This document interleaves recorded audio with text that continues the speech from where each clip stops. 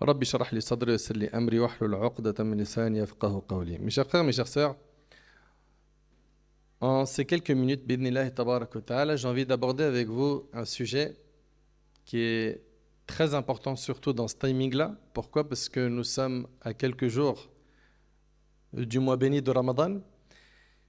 Et en fait, comme vous le savez, il vaut mieux prévenir que guérir.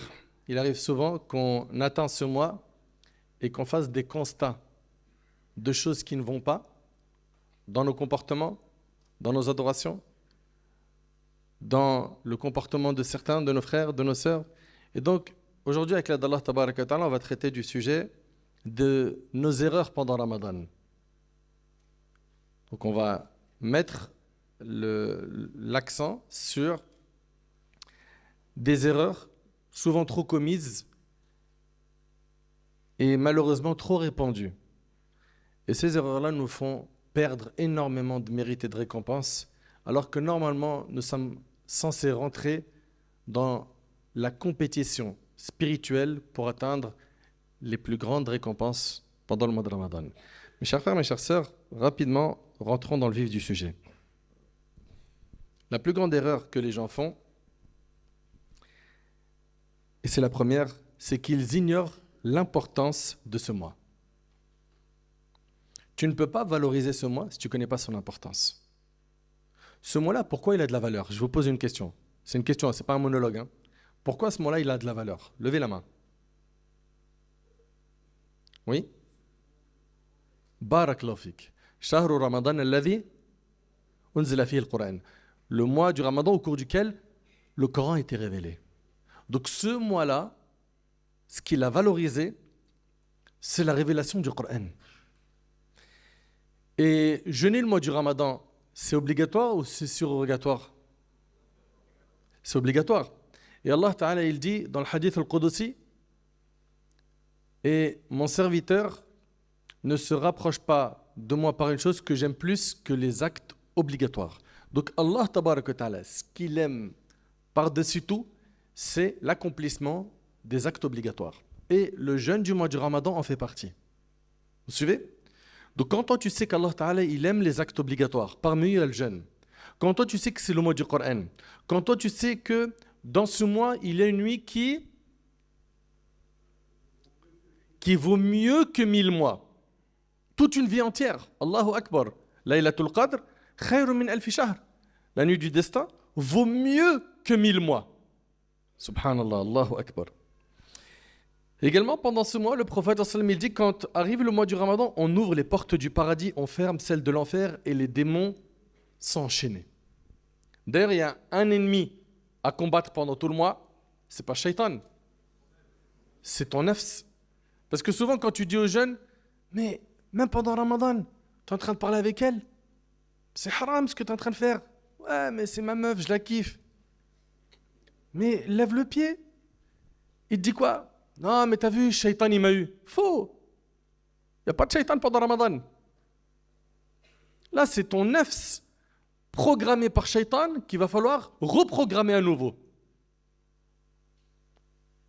Suivez bien. Donc, la plus grande erreur que font les gens pendant Ramadan, c'est qu'ils ignorent son importance, sa place auprès d'Allah, son mérite. Et tu ne peux pas valoriser quelque chose quand tu ne connais pas sa valeur. C'est vrai ou c'est pas vrai? Un mois au cours duquel les bonnes actions sont multipliées, le mois du Coran, le mois où le prophète sallam faisait plus d'efforts que dans les autres mois, ça c'est quelque chose que l'on doit prendre en compte car notre bien-aimé alayhi sallam c'est notre modèle. Très bien. Deuxième erreur que font certains, vous avez, je dis à chaque fois certains, parce que je sais qu'il y en a parmi vous, alhamdulillah, ils ne sont pas concernés par tout cela. Ceux qui sont concernés, qu'Allah les guide, il faut leur relayer l'information pour qu'ils se réforment. La deuxième erreur, c'est qu'il y en a, à l'idée d'entendre que Ramadan approche, ils se sentent mal à l'aise. Pourquoi? Pourquoi ils se sentent mal à l'aise? Selon toi, mon frère. Toi? Non. Ouais, toi. Pourquoi il y en a certains, quand ils entendent J-7, Ramadan arrive, ils voient des gens dire ah, mashallah, alhamdulillah, trop bien. Et d'autres qui disent ouais. Pourquoi? Vas-y, dis-moi.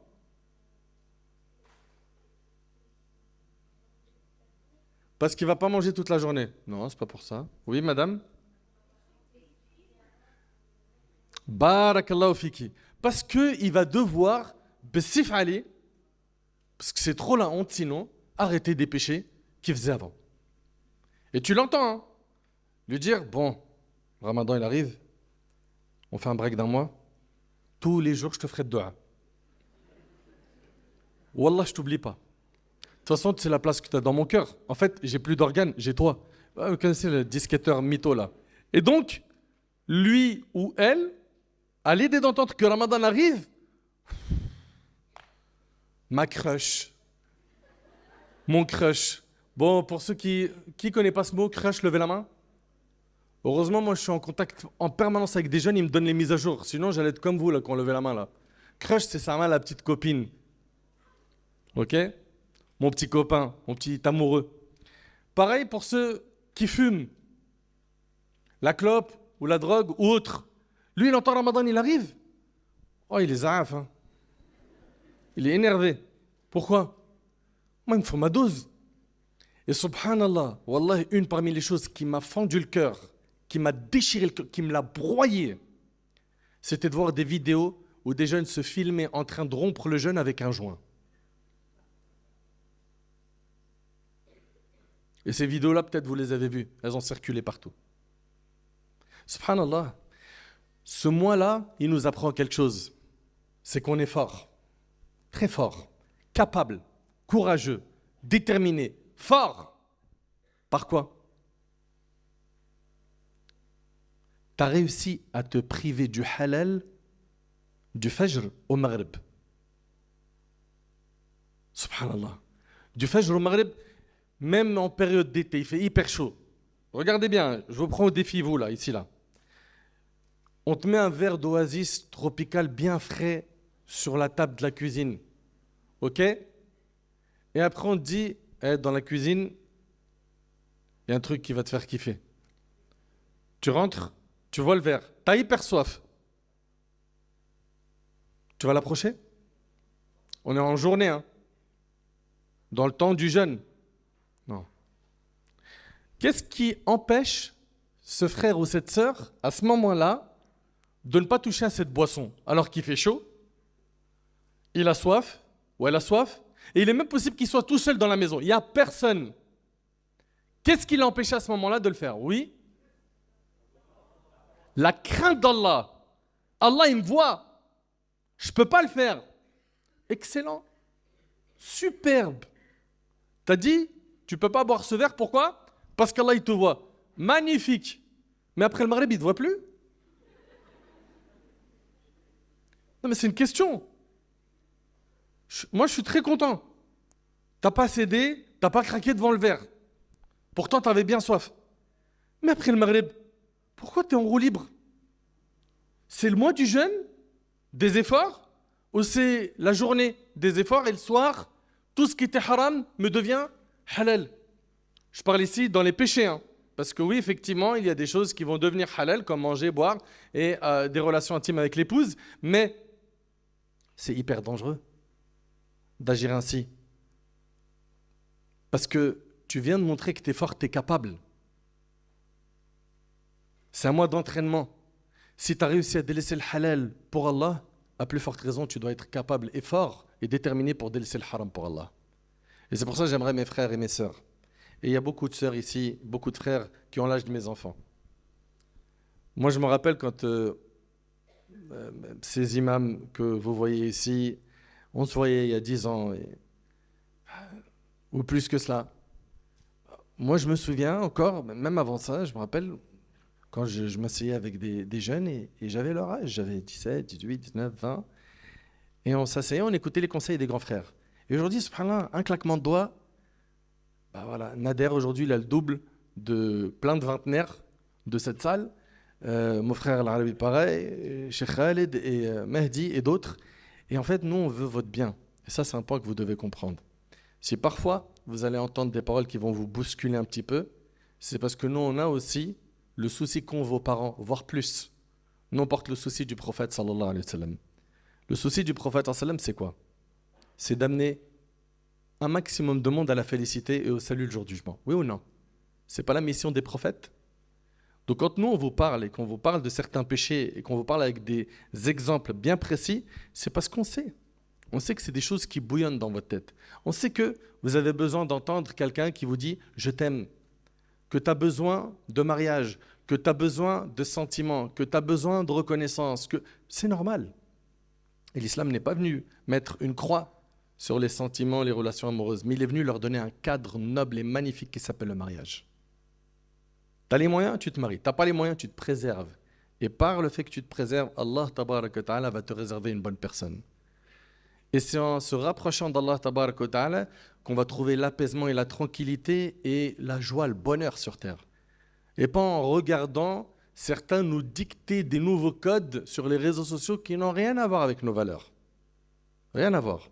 Il n'y a qu'à voir aujourd'hui la pluie de mauvaises personnes qui appellent au mal sur TikTok, sur Insta, sur Snap, qui racontent leur vie H24. En fait, leur vie, c'était le néant dans leur vie, elle était nulle. Un événement de leur vie leur a donné de la visibilité. Et depuis, les gens ils sont intéressés pour savoir qu'est-ce qu'il fait, qu'est-ce qu'il a dit, qu'est-ce qu'il mange, qu'est-ce qu'il pense. J'aime bien ses opinions. Il mange quoi le matin? Cet exemple, je le donne souvent. Ils sont là, ils disent, alors, elle est en train de nous dire qu'elle a mis du flocon d'avoine avec de la banane et du miel.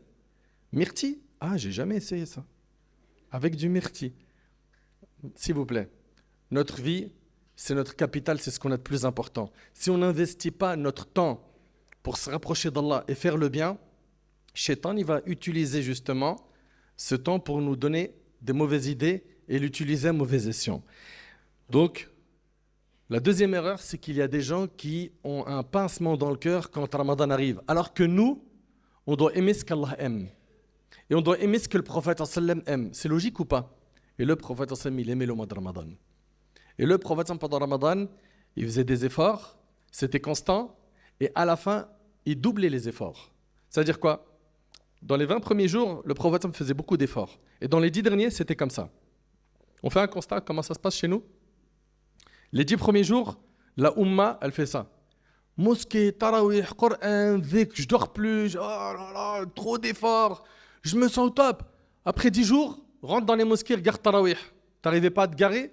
T'arrivais pas à t'installer dans la mosquée? Et là, la deuxième décade, les 10 jours d'après, c'est calme. Et après, ça chute, même jusqu'à la fin. Certains reviennent un peu le 27 et ça chute. Ce n'était pas le comportement du prophète, alayhi salatu wassalam. Jamais. Et agir ainsi, c'est une erreur. À corriger. Il faut justement persévérer, être constant. Et pour cela, il ne faut pas surcharger son âme en faisant au-dessus de ta capacité. Parce que l'objectif, c'est quoi? C'est de faire ce que tu peux tenir dans le temps. Mais si toi, tu mets une forte dose, 48 heures, je ne dors pas, j'ai lu 10 choses, etc. Magnifique. Mais si c'est pour après dormir 10 jours non-stop et ne plus toucher au Coran, il y a un problème. Il y a un problème. Parmi les erreurs qu'on a pendant Ramadan, il y a le fait de veiller longtemps la nuit sans tirer profit de cette veillée. Ils font quoi le soir? Ils vont pas au tarawih. Certains, ils sont en bas de l'immeuble, ils sont en train de fumer, écouter de la musique, papoter, ok?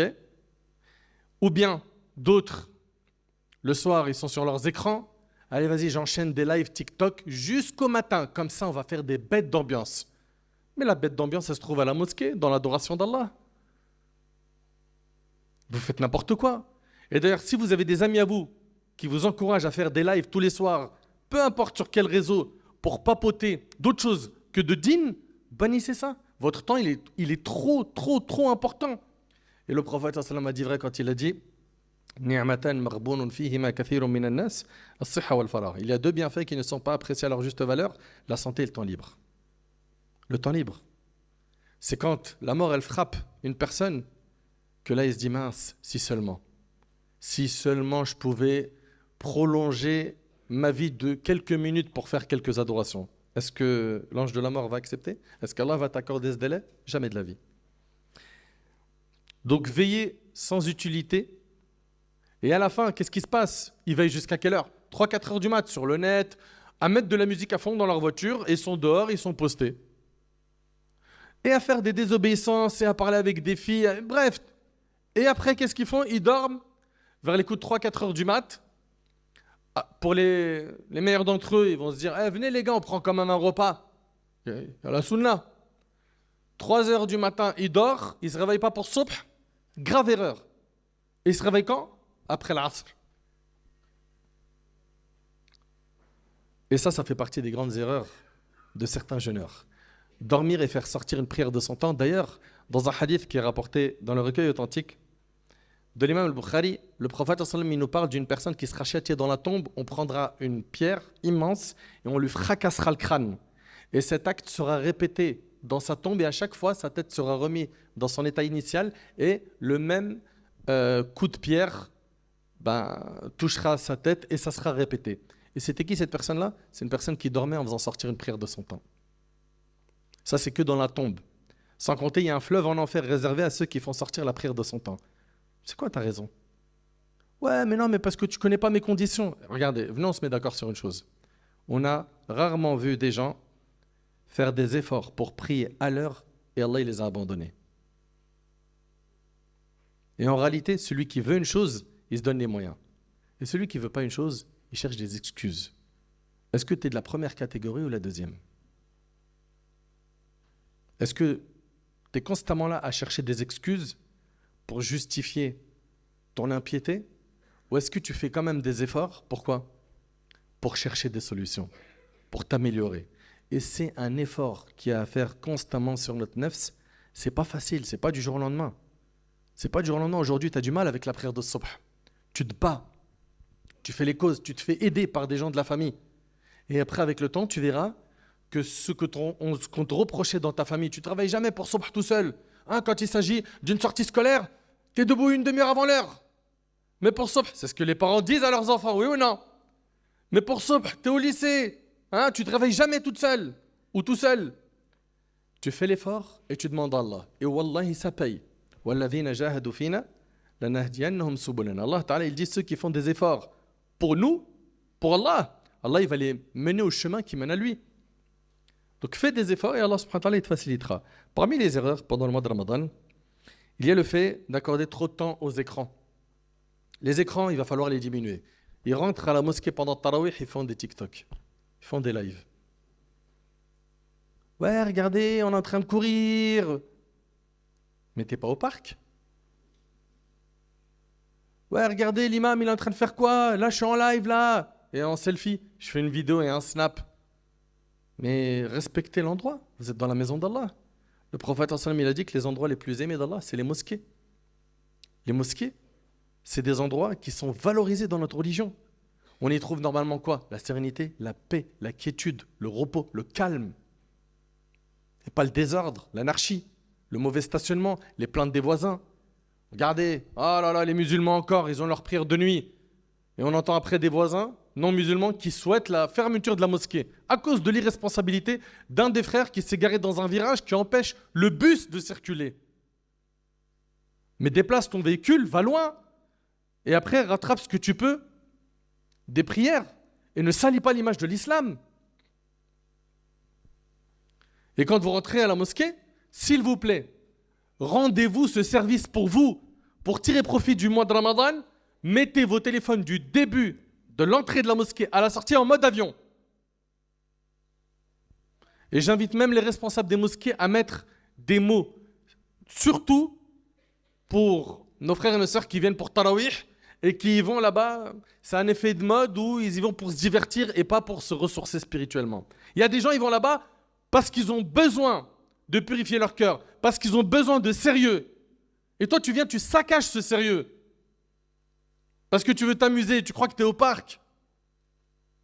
Il y a un moment pour tout. Dans notre religion, il y a du sérieux et aussi le droit de se divertir. Là, tu vas aller prier Tarawih, ou tu vas aller assister à une conférence, ou tu vas aller assister à une halaqa de tahfidh Coran, d'apprentissage du Coran. C'est des moments sérieux. Ce n'est pas des moments de blague. Qu'est-ce qu'ils font vos snaps et vos TikTok sur ce terrain-là? C'est une maladie. Soignez-vous.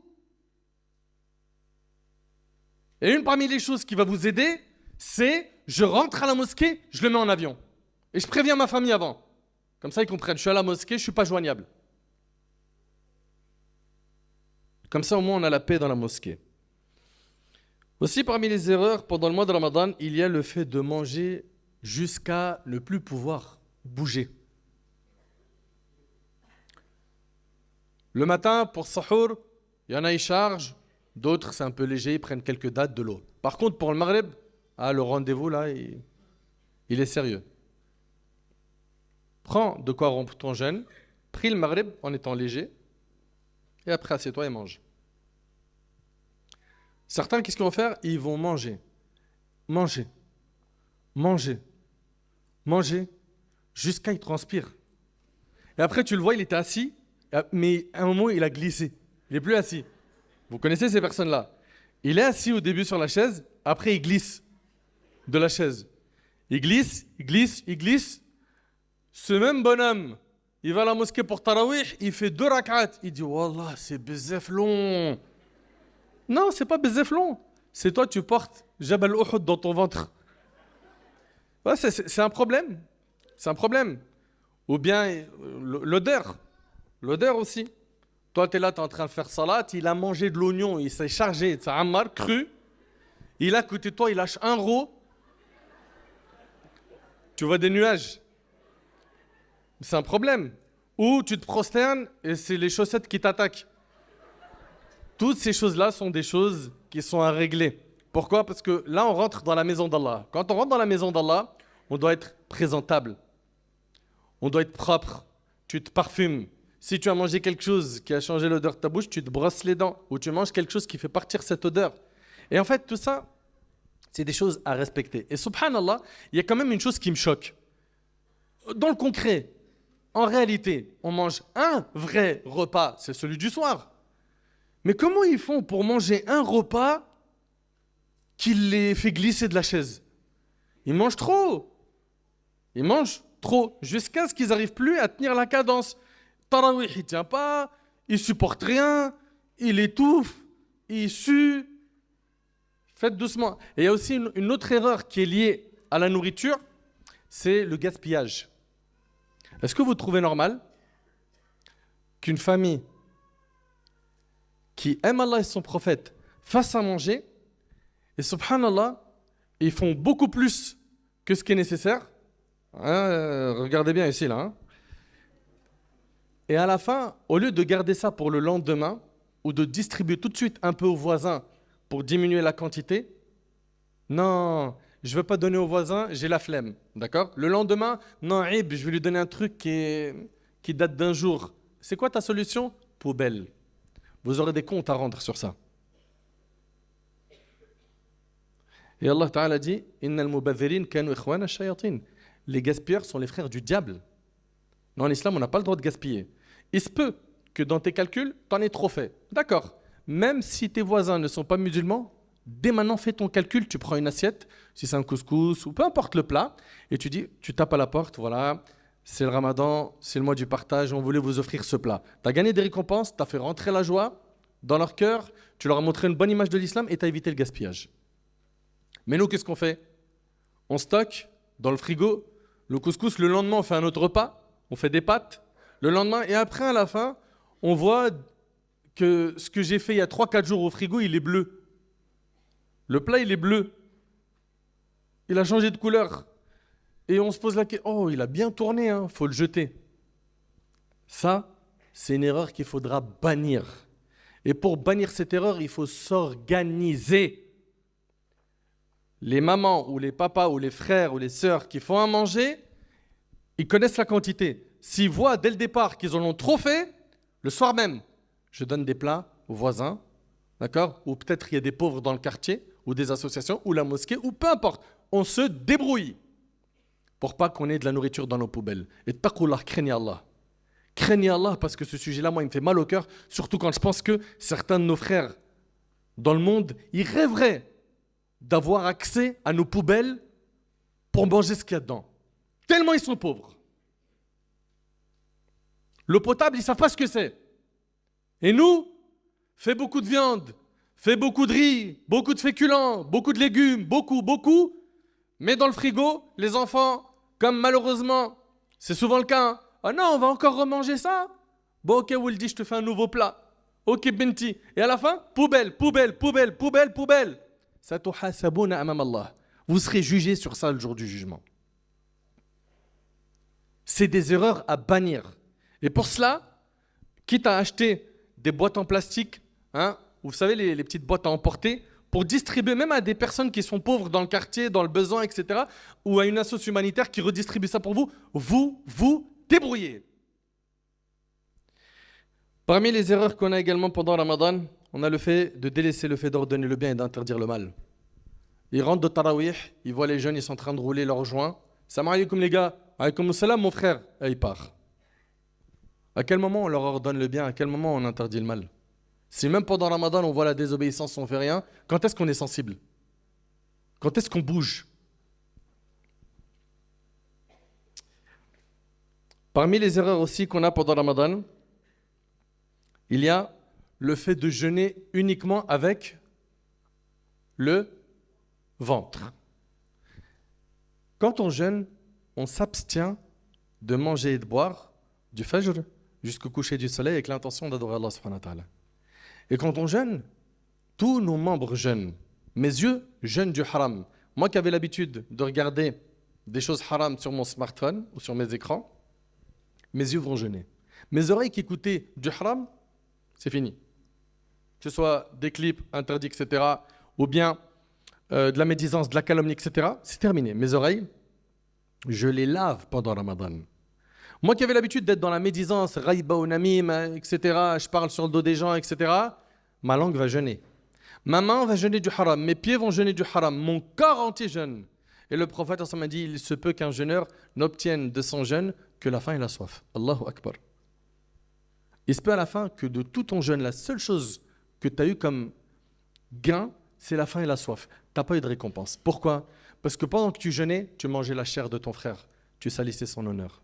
Pendant que tu jeûnais, tu arnaquais les gens. Pendant que tu jeûnais, tu regardais des choses haram et tu les écoutais, tu kiffais, ton cœur vibrait en regardant ce haram. De ton jeûne, tu n'as eu que la faim et la soif. Tu n'as pas eu de récompense. 30 jours où tu t'es privé pour peu de bénéfices. Ça, c'est une erreur qu'il faudra également urgemment soigner. Parmi les erreurs qu'il y a également pendant le mois de Ramadan, c'est que les derniers jours de Ramadan, qui sont censés être les jours les plus importants, il y a Laylatul Qadr dans la dernière décade, n'est-ce pas? Elle est dans une des nuits impaires de la dernière décade du mois du Ramadan. Au lieu de se concentrer à rechercher la récompense de la nuit du destin, à planifier un i'tikaf, une retraite spirituelle, à passer plus de temps à la mosquée ou même à poser des jours de congé, et c'est ce que je vous recommande de faire les frères dans la mesure du possible, dans les 10 derniers jours, posez des jours de congé pour votre cœur. Vous posez des jours de congé pour votre corps en été, posez des jours de congé pour votre cœur, pour l'apaiser, pour vous rapprocher d'Allah, rester à la mosquée un maximum de temps. Et ce qui est très triste, c'est quoi? C'est qu'au lieu d'être dans le dernier sprint sérieux, qu'est-ce qu'ils font les gens? Ils sont toute la journée en train de faire du shopping pour les vêtements de l'Eid ou en train de préparer les gâteaux de l'Eid. 3-4 jours avant l'Eid, il n'y a plus personne dans la mosquée. Vous faites quoi? On achète les cadeaux de l'Eid. Planifiez ça avant. Ou débrouillez-vous même pour faire ça en ligne, si vous connaissez vos tailles, les vêtements, etc., pour passer le minimum de temps dans le centre commercial pendant Ramadan. Votre temps, il est trop précieux pendant Ramadan. Il se peut qu'on n'atteigne même pas ce mois. Vous croyez que c'est garanti qu'on va vivre jusqu'à Ramadan? C'est pour ça les pieux prédécesseurs, 6 mois avant Ramadan, ils disaient quoi? Allahumma balighna Ramadan. Oh Allah, fais-nous vivre jusqu'à Ramadan. Et après Ramadan, qu'est-ce qu'ils faisaient? Pendant 6 mois, ils demandaient à Allah d'accepter leurs efforts pendant le mois de Ramadan. Donc il faut faire le nécessaire. Pourquoi? Pour optimiser notre temps. Tu as besoin d'une sieste, pas de problème, mais je ne dors pas toute la journée. Et je ne fais jamais sortir une prière de son temps. Et il faut que je me fixe des objectifs de comment je vais ressortir de ce mois. Je sais comment j'étais avant le mois de Ramadan. À la fin du mois, est-ce que je serai le même? Si c'est le cas, tu as échoué. Si tu es ressorti avec un repentir sincère de Ramadan, tu as gagné. Tu es ressorti avec l'assiduité dans la prière, tu as gagné. Tu es ressorti avec l'amour profond du Coran et un programme établi de dhikr, de Coran, t'as gagné. T'es ressorti avec rien, c'est une catastrophe. Une catastrophe. Donc, faites-y très attention aux derniers jours du mois de Ramadan. Rappelez-vous que le prophète sallallahu alayhi wa sallam a dit Man qama laylatul qadr imanan wa ihtisaban ghufira lahu ma taqaddama min dhanbi. Quiconque veille la nuit du destin en prière, poussé par sa foi et par l'unique récompense d'Allah, Allah lui pardonnera ses péchés passés. Et celui qui jeûne également, poussé par sa foi et par l'unique récompense d'Allah tabarak wa ta'ala, il sort de ce mois-là pardonné de ses péchés. Et le prophète ça m'a dit Al-Qur'an wa siyam yashfa'ani lil abd. Le Coran et le jeûne intercéderont en la faveur de leur auteur. Subhanallah, le jeûne il va dire Ya Allah, je l'ai privé de manger et de ses passions, laisse-moi intercéder pour lui. Il a délaissé ses passions pour toi Ya Allah. Et le Coran dira Ya Allah, je l'ai empêché de dormir la nuit, laisse-moi intercéder pour lui. Et le prophète m'a dit Fayushaffa'an. Et les deux intercéderont pour toi le jour du jugement. Mais pour pouvoir avoir cette intercession, que le Coran vienne te défendre le jour du jugement, que le jeûne vienne intercéder en ta faveur le jour du jugement, il va falloir que tu fasses un mois plein d'adoration de qualité et que tu délaisses le confort, que tu sacrifies tes efforts, de ta mauvaise fréquentation, de ton temps, que tu t'organises pour être quelqu'un de meilleur après ce mois. J'implore Allah subhanahu wa ta'ala de nous accorder de vivre jusqu'à Ramadan. J'implore Allah subhanahu wa ta'ala de nous combler de bienfaits pendant ce mois. J'implore Allah subhanahu wa ta'ala de nous affranchir du feu de l'enfer pendant ce mois béni. J'implore Allah tabarak wa ta'ala de nous accorder de jeûner et de prier comme lui le veut subhanahu wa ta'ala. Sallallahu tabarak wa ta'ala an yuwaffiqani wa iyyakum li fi'li al-khayrat wa tarki al-munkarat. هذا والله أعلم سبحانك اللهم بحمدك أشهد أن لا إله إلا أنت أستغفرك وأتوب إليك